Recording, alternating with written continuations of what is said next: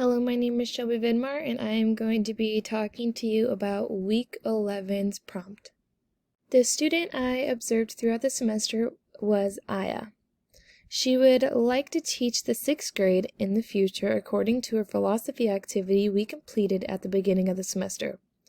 Aya has been very interactive in class discussions and activities throughout the semester and seems like a verbal learner as she would ask many questions during the class discussions. I learned a lot about Aya through the class discussions and activities completed in class. While looking at Week 5's Yoso article analysis assignment, I was able to learn a lot about Aya's background. For each aspect of Yoso's cultural wealth, the class had to share an example from their life or community that demonstrates their understanding. In the resistant capital section, she explained how many people close to her doubted that she could be financially independent and accomplish her goals. This led her to start to doubt herself, but after a couple of years she is doing what she set out to do. Her example showed her understanding and revealed a lot about herself. In addition, I was able to learn that Aya is from Yemen and that she didn't know English when she first came to California. She explained that it was challenging entering the American school systems and not knowing English. She further explained that after being able to speak English fluently, her classmates still looked at her like she was inferior because she didn't have a lot of experience with English, even though she was fluent.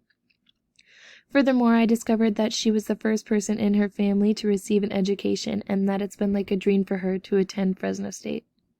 In the Week 2 What is Your Teaching Philosophy Statement activity, Aya describes her teaching philosophy. She listed 4 traits that teachers should have, which were attentiveness, patience, kind, and passion. She turned the traits into actions and then created her philosophy statement. Within her philosophy, she explains how hard it is to have a firm belief when teaching with all the expectations.